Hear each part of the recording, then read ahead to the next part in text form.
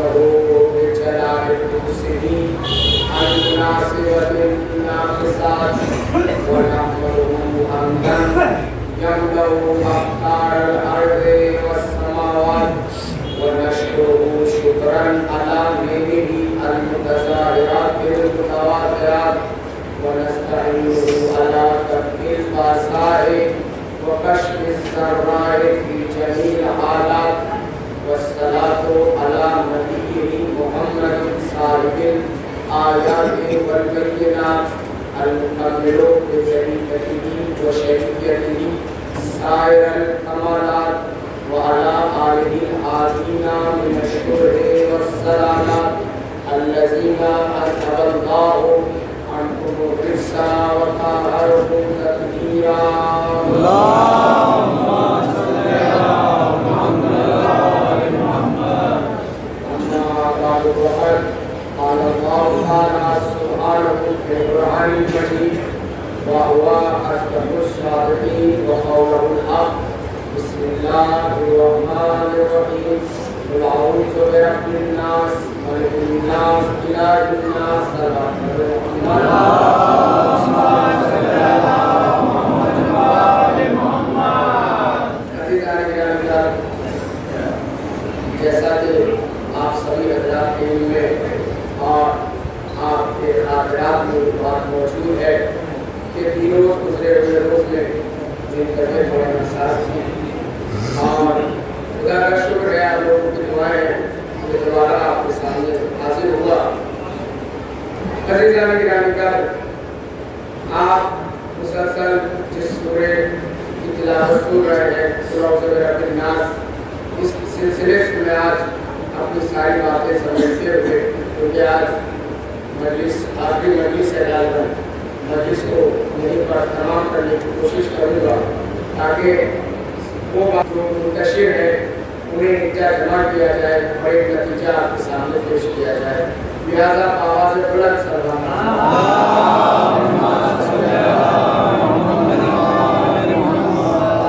گزارش ہے نظرات سے جو باہر تشریف فرما ہے وہ اندر تشریف جائیں، آگے آگے آ جائے تاکہ باہر میں آنے والوں کو مشکل اور دشواری نہ ہو.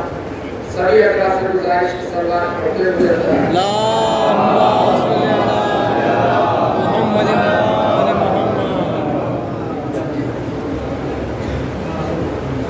اللهم صل على محمد وآل محمد. عزیزان گرامی کر یہ جو سورہ قل اعوذ برب الناس ہے، اس سورہ کی شان نزول کے سلسلے سے دو روایات پائی جاتی ہیں.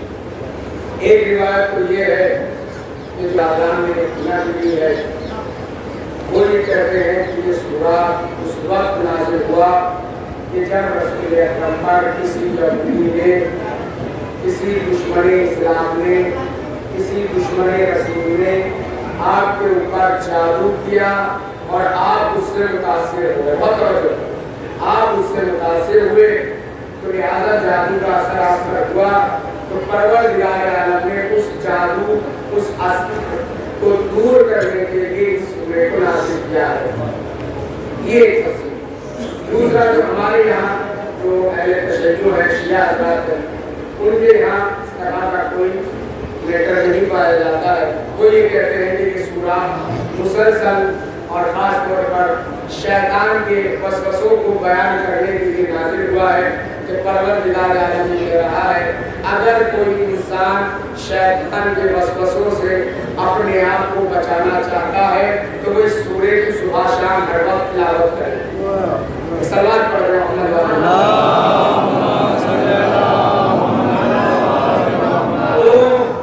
ہمارے برادران میں لوگوں نے یہ کہا، بعض مفسرین نے یہ کہا کہ یہ سورہ اس لیے نازل ہوا کیونکہ رسول کے اوپر جادو ہو گیا، رسول کے اوپر سحر ہو گیا. اب میرا سوال یہ ہے کہ وہ رسول ہی کیسا ہے جس کے اوپر جادو اثر کر جائے؟ میں نے کسی مجلس میں یہ بات کہی تھی کہ یہ وہ نام ہے رسول اکرم کا، محمد وہ نام ہے. اللهم صل على محمد وآل محمد. رسول گرامی کا وہ نام ہے کہ اگر کسی دیوانے کے اوپر، بیوقوف کے اوپر، کسی مریض کے اوپر किसी ऐसे इंसान के ऊपर जो मरीज है, जो बीमार है, अगर उसके ऊपर ये नाम दम कर दिया जाए तो वो शिफायाब हो जाता है। तो ये कैसे मुमकिन हो सकता है कि वो रसूल के जिसका नाम इतना अहमियत का हामिल है, नाम पढ़ने से बीमारी दूर हो जाए, नाम पढ़ने से जिन्नात दूर भाग जाए, नाम पढ़ने से शयातीन दूर भाग जाए, और खुद उसी के ऊपर खुद उसी के ऊपर अगर शैतान आ जाए तो इसका मतलब वो रसूल ही नहीं है।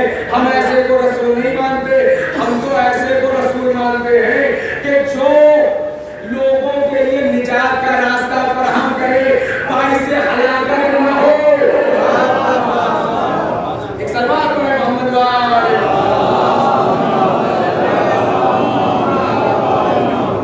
तो रसूल के ऊपर जादू नहीं होता, रसूल के ऊपर शैतान के वसवसों का असर नहीं होता। बहुत से लोगों ने किताबें लिखी, सलमान रुश्दी ने जो किताब लिखी, जो बुजुर्गान हैं वो जानते हैं किस मौजू पे किताब लिखी थी। उसने किताब लिखी आयत शैतानी पर। आयत शैतानी सूरह नज्म के सिलसिले से कहने लगा कि रसूल जब तिलावत करते थे तो उसके अंदर शैतान ने दखालत दी। बहुत तवज्जो, शैतान ने दखालत दी। शैतान ने रसूल अकरम के ऊपर असर दिखाया। अब यही बात जो बाज़ लोगों ने, जो दुश्मनाने इस्लाम थे, जो दुश्मनाने दीन और शरीयत थे, जो कुरान के मुनकिरीन थे, उन लोगों ने इस बात को लिया। 1400 के बाद सलमान रुश्दी जैसा एक शख्स पैदा हुआ, उसने वही बात नकल कर दी। बहुत तवज्जो, उसने वही बात किसी किताब से उठाई और नकल कर दी कि रसूल जब कुरान की तिलावत करते थे तो उसके अंदर शैतान अपनी दखालत करता था, शैतान उसमें शामिल हो जाता था। तो सलाम हो उस मरहूम खुमैनी के ऊपर। दुनिया का हर मुसलमान खामोश, दुनिया का हर इंसान खामोश था कि इसका किया क्या जाए, इस सलमान रुश्दी का किया क्या जाए कि जिसने रसूल की शान में गुस्ताखी की है, जिसने रसूल की शान में तौहीन की है, इसका किया क्या जाए। तो वो सलाम हो उस शख्स पर, मर गए अली कब्र पर खड़ा हुआ, और खड़ा होने के बाद ये कह दिया कि सलमान रुश्दी का कत्ल वाजिब है, क्योंकि तौहीन रिसालत, क्योंकि तौहीन रिसालत जो भी करे, तौहीन कुरान जो भी करे, वो वाजिबुल कत्ल है। तो अब समझ में आ गया कि आज हमारे उलमा ने वसीम रुश्दी को क्यों दायरे इस्लाम से खारिज किया, क्यों दायरे इस्लाम से खारिज किया। आज अगर कोई ये कहता है कि वसीम रिजवी क्या है, मुसलमान है, तो हम उससे कहेंगे कि भाई मुसलमान का मेयार ये है जो कुरान का एहतराम करे, रसूल का है। ये जरूरी नहीं है कि जो रिजवी है, सादात है, वो सादात का वफादार भी हो। बहुत तवज्जो भाई, ये जरूरी नहीं है जो रसूल की नस्ल से हो, जो अहले बैत की नस्ल से हो, वो वफादार भी हो। हमने तारीख में बहुत से रसूल के बेटे देखे। भाई नूह का बेटा, नूह की औलाद है, कश्ती तैयार हो गई। जनाब नूह ने कहा परवरदिगार मेरा बेटा, क्या मैं इसे कश्ती में सवार कर लूं? तो परवरदिगार आलम ने क्या कहा, लैसा मिन अहलीक, ये तुम्हारे अहल में नहीं है। तो अहलियत और है, नसब और है। तो अल्लाह किसी का नसब नहीं देखता, अहलियत देखता है। सलवात पढ़ दे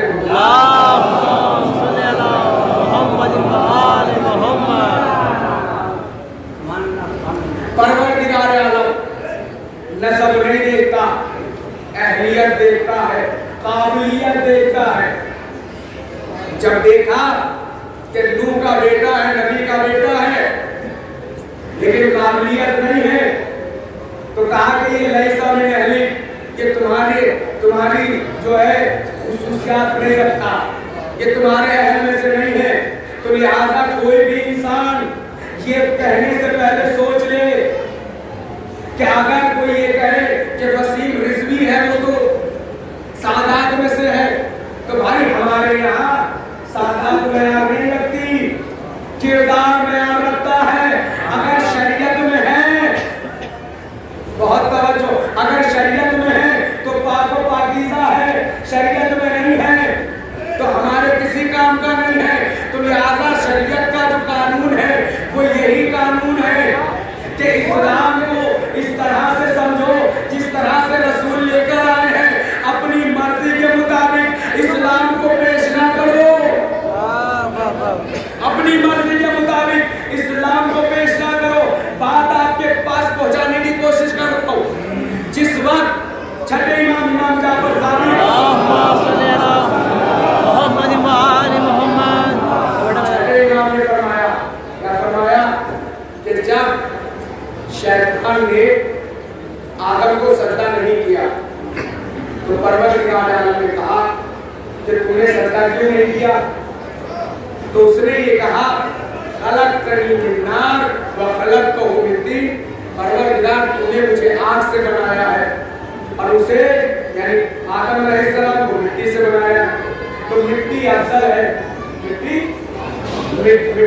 मफसूल है और आग अफजल है, आग अफजल है और मिट्टी क्या है?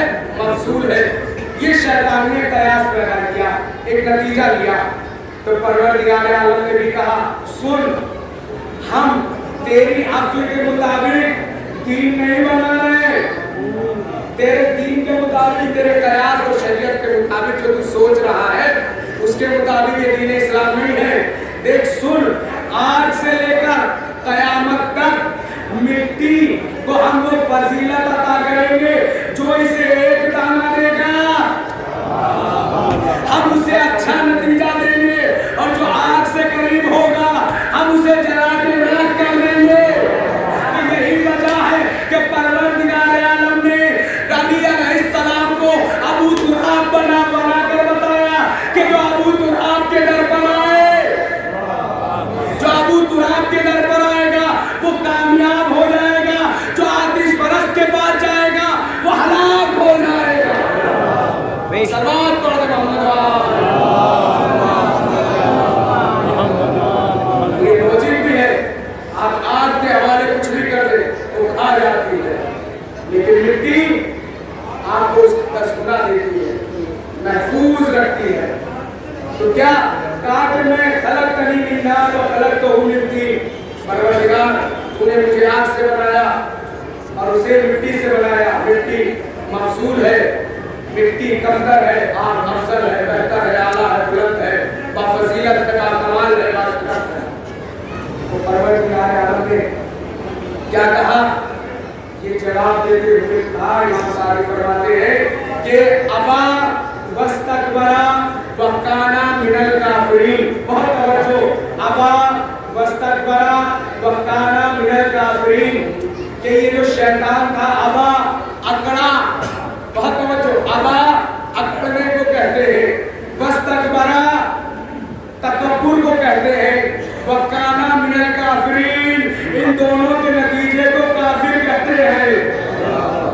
चाहे बात पहुंच जाए भाई, अबा अकड़ घमंड, अकड़ना जिसे कहते हैं, ये जो भी अकड़ रहा है, जो भी तकब्बुर कर रहा है, वो ये बात सोच ले वो दायरे इस्लाम से खारिज हो रहा है, वो दायरे इस्लाम से खारिज हो। क्यों? क्योंकि ये सिफत है इब्लीस की, ये सिफत है शैतान की, ये सिफत है अज़ाज़ील की, ये सिफत है मलऊन की, शैतान की, मरदूद की, रजीम की। सलवात पढ़ दे मोहम्मद। अबा वस्तकबरा, अबा वस्तकबरा व काना मिनल काफिरीन। इमाम ने फरमाया कि परवरदिगार आलम ने उससे पूछा कि तूने सजदा क्यों नहीं किया? कहा कि आग अफजल है, मिट्टी मफसूल है, मैंने इसलिए इसे सजदा नहीं किया। तो परवरदिगार आलम, बहुत तवज्जो, मैं बहुत आराम से पढ़ूंगा और अगर आप मेरी तरफ मुतवज्जे रहे यकीनन महसूस होंगे, यकीनन आपको लुत्फ आने वाला है। क्या? परवरदिगार आलम ने कहा इबादती हैसो उरीद ला मिन हैसो तुरीद, इबादत वो नहीं जो तू चाहे, इबादत वो जो हम चाहे। इबादत ये नहीं है कि जो तू चाहा है, इबादत वो है जो हम चाहे। शैतान ने ये कहा, परवरदिगार इस आदम से मुझे माजूल रख, आदम को सजदा करूंगा नहीं।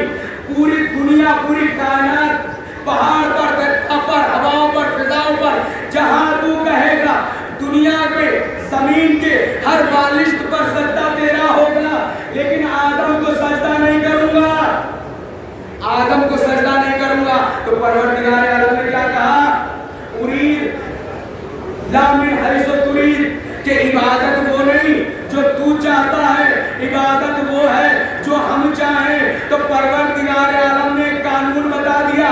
छठे इमाम की हदीस है कि परवरदिगार आलम, एक और सलात पढ़े मोहम्मद सभी हजरात से गुजारिश कि अगर गुंजाइश हो तो थोड़ा सा आगे आ जाए, सलात पढ़ते हुए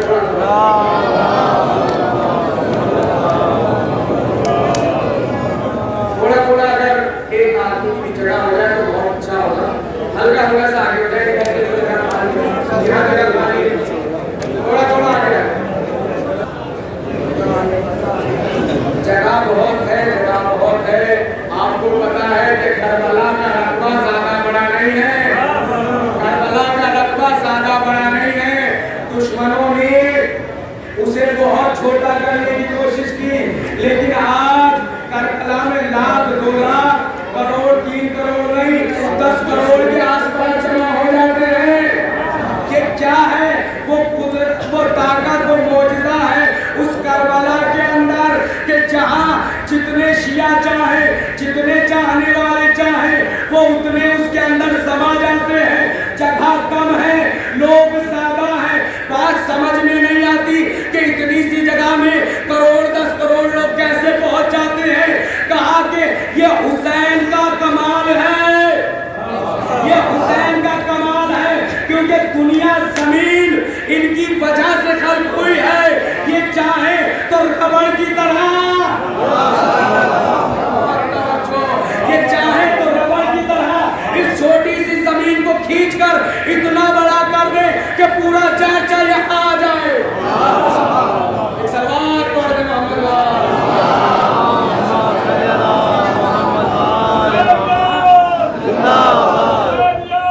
जिंदाबाद,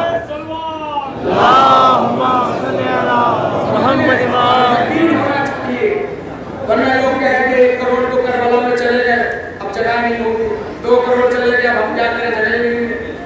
लेकिन हर चाहने वाला, हर मसलक का इसको वहां पहुंचता है और तार टूटता नहीं है। नजफ से करबला तक का रेट टूटता है, इतनी ज्यादा पब्लिक होती है।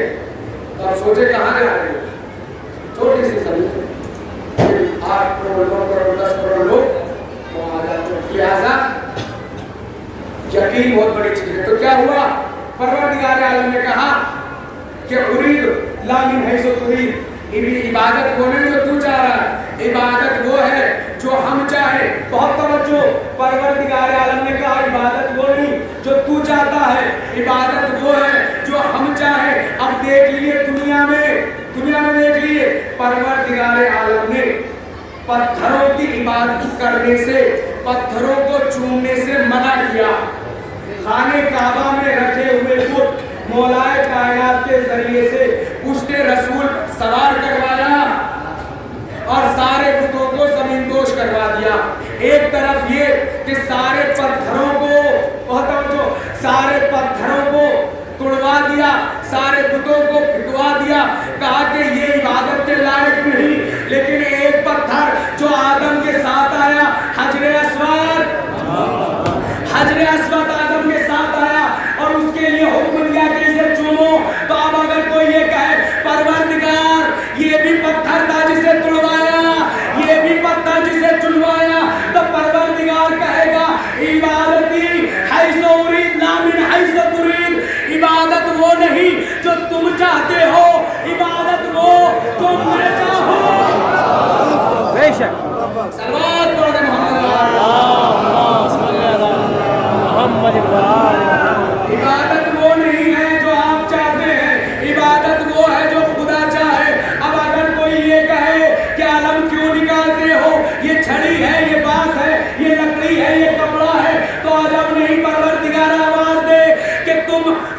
یہ ظاہری چیزوں کو دیکھ رہے ہو.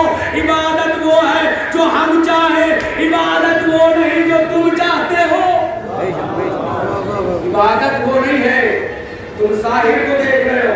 دو چیزیں ہیں دنیا میں, ایک بصارت ایک بصیرت. دو چیزیں ہیں, ایک بصارت ہے ایک بصیرت. بس کسے کہتے ہیں؟ بصارت کہتے ہیں دیکھنے کو اور خالی دیکھنے کو, دیکھنا اور بس دیکھنا. بصارت کا کام ہے خالی دیکھنا. بصیرت دیکھنے کے بعد اس کے اوپر غور و فکر کرنا. بہت توجہ, شیطان کا اصل کام یہاں پہ ہوتا ہے. شیطان ان دیکھنے والوں پر توجہ نہیں دیتا جو خالی دیکھتے پھرتے ہیں دنیا کو. شیطان ان کے اوپر حملہ آور ہوتا ہے جو بصیرت رکھتے ہیں, دیکھنے کے بعد اس کی تہ تک جانے کی کوشش کرتے ہیں. مثال کے طور پر یہ علم کیوں ہے, یہ علم کیا ہے, کیا یہ ایسے ہی علم ہے؟ تو جو غور و فکر کرتا ہے وہ کہتا ہے کہ یہ عباس کا علم ہے. عباس کو کہاں سے ملا؟ حسین سے ملا. حسین کو کہاں سے ملا؟ بہت توجہ, حسین کو کہاں سے ملا؟ حسن سے ملا. حسن کو کہاں سے ملا؟ اپنے بابا علی سے ملا. علی کو کہاں ملا؟ میدان خیبر میں ملا. خیبر کے میدان میں ملا. خیبر کے میدان میں کیوں ملا؟ کیونکہ علی ہی وہ مرد تھا جو کرار تھا, جرار تھا, غیر فرار تھا, علم کا حقدار تھا. صلوات پڑھ دے محمد وآلہ.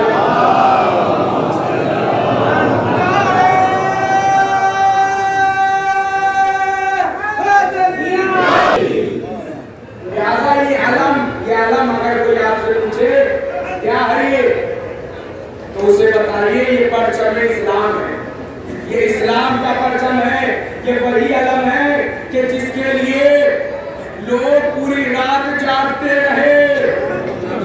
یہ وہی علم ہے کہ جس نے لوگوں کی نیندوں کو اڑا دیا تھا کہ شاید ہمیں علم ملے, شاید ہمیں علم ملے, لیکن انہیں خبر نہ تھی علم اسی کو ملے گا جو صاحب بصیرت ہوگا. علم اسی کو ملے گا جو صاحب کردار ہوگا, مرد ہوگا, کرار ہوگا, جرار ہوگا, غیر فرار ہوگا. اب سمجھ میں آیا کہ علم کو اٹھانے کے لیے عباس کا انتخاب کیوں ہوا. عباس کا انتخاب کیوں ہوا؟ کیونکہ عباس وہ ہے کہ جس کے اندر علی کے صفات پائے جاتے ہیں. علی نے جس کے لیے دعا کی ہے, جس کے اندر مولا کائنات کے صفات ہیں, وہ عباس ہے. تو پوچھے تو اسے بتائیے کہ یہ اسلام کا پرچم ہے, اسلام کا نشان ہے. تو لہٰذا اس اسلام کے نشان کی ہمیں حفاظت بھی تو کرنی ہے. تو حفاظت کیسے ہوگی؟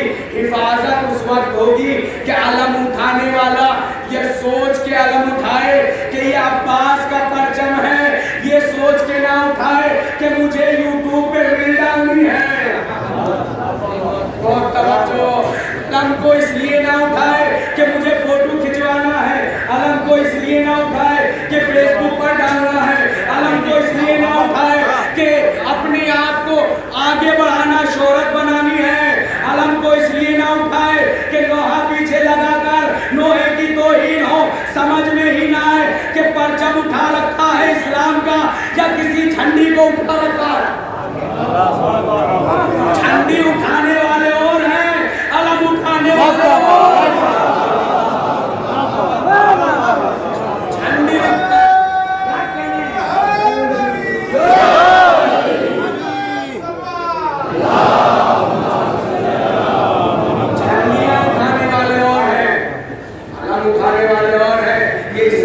پرچم ہے. تو اس سے اسلام کا پیغام جانا چاہیے. فیس بک پر اپنی ریل بنا کر آگے لوہا لگا کر لوہا نہ لگائیے, بلکہ اگر اتنی طاقت اور محبت ہے حسین سے تو حسین کی حدیث لگائیے, حسین کے اقوال لگائیے. ایک بھائی کی دوسرے بھائی سے وفاداری کو بیان کیجیے. تبھی تو لوگ سمجھیں گے کہ عباس کا مرتبہ کیا ہے. تبھی تو لوگ سمجھیں گے کہ دین اسلام کیا ہے, دین تشیع کیا ہے. بھائی آپ نے لوہا لگا لیا, لوہا چل رہا ہے اور آپ بھی چل رہے ساتھ میں. کیا بتانا چاہ رہے ہیں آپ؟ یہ بتانا چاہ رہے ہیں کہ ہم ظاہرات پر عمل کرتے ہیں، تظاہرات کو مانتے ہیں، اس کی حقیقت کو ابھی تک سمجھے ہی نہیں۔ تو حقیقت کو اگر سمجھنا ہے تو عباس کا جب عالم اٹھے تو عباس سے توسل کرو کہ باب الحوائج ہمیں بھی وہ وفاداری عطا فرما کہ جو آپ نے امام وقت سے کی تھی۔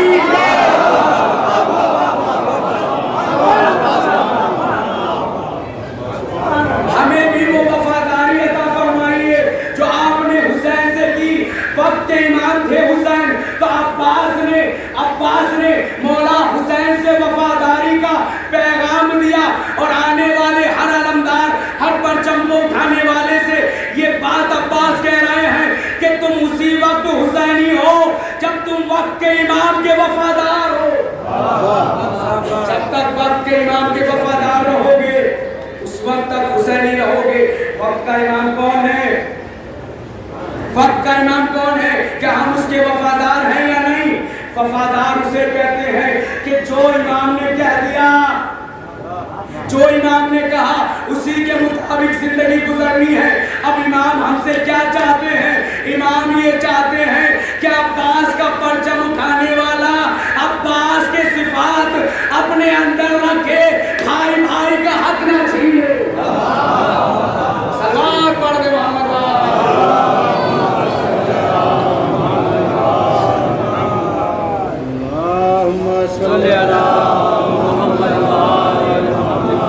تو شیطان کا کام کیا ہے؟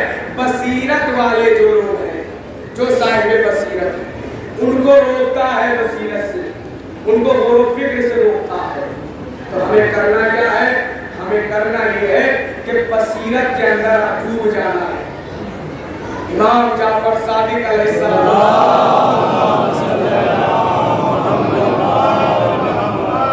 آپ فرماتے کانا مولا غازی کے سلسلے سے فرماتے چھٹے امام کہ کانا امن العباس کانا نافذ البصیرہ۔ بہت توجہ، ہمارے چچا عباس نافذ البصیرہ وصلب الایمان، ہمارے چچا عباس بصارت میں بصیرت میں ڈوبے ہوئے تھے، بصیرت میں مستحکم تھے، بصیرت میں غرق تھے۔ یعنی امام فرما رہے، چھٹے امام معصوم امام فرما رہا ہے کہ مولا عباس یعنی ہمارے چچا عباس بصیرت میں بہت گہری نظر رکھتے، نافذ البصیرہ یعنی بصیرت کے اندر سب سے عمیق تھے۔ یہی تو وجہ تھی کہ تلوار ہاتھ میں ہوتے ہوئے لشکر دشمن اسلام سامنے کھڑا ہے، بھائی نے منع کر دیا، تلوار نے ہاتھ میں رکھ لی، تلوار نے ہاتھ میں رکھ کے بتا دیا کہ دیکھو میں وہ ہوں کہ جو امام کا تابع ہے، کسی اور کا تابع نہیں ہے۔ اسے کہتے ہیں نافذ البصیرہ، نافذ البصیرہ۔ دوسری صفت کیا بتائی؟ صلب الایمان، کہ عباس کے اندر صلب الایمان، صلب کی معنی جانتے ہیں؟ صلب کے معنی سواد پہ پیش ہے اور پھر جو ہے کیا ہے؟ لام بے ہے۔ صلب الایمان کہ مستحکم، صلب کہتے ہیں مستحکم کو، مستحکم کو، قوی کو، طاقتور کو، بہت بڑے عارف کو، بہت زیادہ عمیق کو، بہت زیادہ گہری سوچ رکھنے والے کو۔ یا ایک معنی یہ بھی بیان کیے گئے صلب الایمان یعنی ایمان کا محافظ۔ تو اب سمجھ میں آیا کہ چھٹے امام فرما رہے ہیں کہ کانا امن العباس صلب الایمان، کہ میرے چچا عباس ایمان میں مستحکم تھے، ایمان میں مستحکم تھے، ایمان کے اعلیٰ درجے پر فائز تھے۔ میری سمجھ میں نہیں آتا کہ بات کیا ہے، بات بس اتنی سی ہے کہ بھائی جب ان کے در پر نوکری کرنے والا سلمان ایمان کے 10 درجے پر ہو سکتا ہے تو وہ عباس جو علی کی زبان چوس کر بڑھا،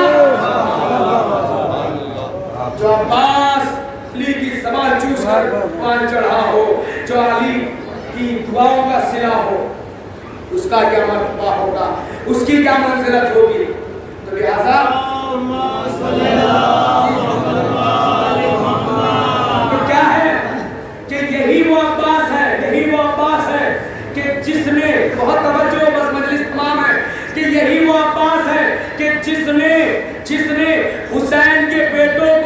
بنی ہاشم کے خاندان کو جنگ ہنر سکھایا ہے، جنگ ہنر سکھایا ہے۔ کربلا کے میدان میں جس وقت امام حضرت عباس نے میدان کربلا کا محاصرہ کیا ہے، معائنہ کیا ہے، تو مولا حضرت علی اکبر کے پاس آتے ہیں اور آنے کے بعد کہتے ہیں اے بیٹا، بہت توجہ، اے بیٹا اکبر، یہ جو لشکر ہے ہم اس کو 3 حصوں میں تقسیم کریں گے۔ ایک لشکر کا جو حصہ ہوگا اس سے میں لڑوں گا، ایک حصہ جس سے آپ لڑیں گے، اور ایک حصہ جس سے ہمارے دوسرے اصحاب لڑیں گے، مولا کے چاہنے والے لڑیں گے۔ پھر آگے فرماتے ہیں کہ جب میں اپنے اس حصے کو ختم کر دوں گا، دشمنوں کو مار دوں گا، تو میں فوراً تمہاری مدد کو آؤں گا، بہت توجہ، میں فوراً تمہاری مدد کو آؤں گا اکبر۔ اور فرمایا کہ جب ہم دونوں اس دشمنوں کو ختم کر دیں گے تو ہم اپنے چاہنے والوں کی مدد کو آئیں گے، چور کی مدد کو آئیں گے، حبیب کی مدد کو آئیں گے۔ تو عباس معلم علی اکبر ہے، معلم علی اکبر ہے، جنگ کے ہنر سکھا رہے ہیں۔ لیکن حالات ایسے بدلے کہ اکبر 18 سال تک کس کے یہاں پروان چڑھے؟ اپنی پھوپھی کے یہاں، اپنی پھوپھی کے یہاں۔ ایک مرتبہ جناب امام حسین نے پوچھا، بیٹا اکبر مدینے میں تشریف فرما ہے، ایک مرتبہ پوچھا، بیٹا علی اکبر کیا تمہیں کسی چیز کی خواہش ہے؟ تمہارا بابا موجود ہے، جو بھی چاہتے ہو تم مانگ سکتے ہو۔ جناب علی اکبر نے اپنے بابا کا ہاتھ تھاما اور ایک جملہ کہا، بابا جان میں کوئی بات کہتا نہیں ہوں مگر یہ کہ شہزادی میری ماں زینب کبریٰ اسے پورا کر دیتی، میرے کہنے سے پہلے میری دعوی میری تمناؤں کو، میری ضرورتوں کو پورا کر دیتی ہے۔ حسین کے دل میں کتنی حسرت ہوگی، حسین کے دل میں کتنی حسرت ہوگی کہ میرا بیٹا مجھ سے کچھ مانگ لے، لیکن اکبر نے حسین سے میدان کربلا میں ایک چیز مانگ لی کہ جب علی اکبر ام لیلہ کی دعا پر واپس پلٹے ہیں خیمے کی طرف، تو بابا کہتے ہیں بابا جان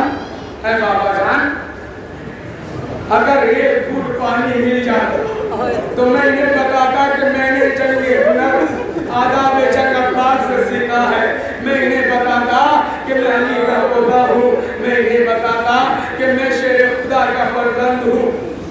اکبر کو قریب کیا، اس عالم غربت میں اکبر نے سوال کیا اور باپ خاموش ہے، اب کرے تو کیا کرے؟ اکبر کو قریب بلایا، کہا ہے اکبر اپنی زبان میرے دہن میں رکھ دو۔ جیسے ہی زبان کو علی اکبر نے اپنے بابا کی زبان کے اندر رکھا، فوراً چلا کر باہر نکالا، اے بابا میری زبان سے زیادہ آپ کی زبان دیکھتے ہیں۔ آزاداران مظلوم کربلا بس آخری منظر دیکھتے، آخری منظر سن لیں کہ کربلا میں ہر شہید جب گھر سے نکلا ہے نا تو بآسانی گزر گیا، لیکن اکبر جب گھر سے نکلتے ہیں، خیمے سے نکلتے ہیں، کبھی پردہ اٹھتا ہے، کبھی پردہ گرتا ہے، کبھی پردہ اٹھتا ہے، کبھی پردہ نیچے گرتا ہے۔ ارے حمید ابن مسلم نے آگے بڑھ کر پوچھا، اے حسین یہ کون ہے کہ جو کبھی پردہ اٹھاتا ہے، کبھی پردہ نکالتا ہے؟ آواز آئی، ارے یہ علی اکبر ہے، جب باہر نکلنا چاہتا ہے کبھی زینب تھام لیتی ہے، کبھی کلثوم، کبھی ننھی سکینہ۔ آئے علی اکبر کس تمنا سے باہر نکلے؟ ارے علی اکبر جب حسین رخصت کر رہے ہیں، ارے علی اکبر کے سر پہ آگ کی امامہ باندھ رہے ہیں، علی اکبر کے سر پہ امامہ باندھا، اور امامہ باندھنے کی ایک دستار ہوتی ہے، علی اکبر کے سر پہ باندھنا چاہتے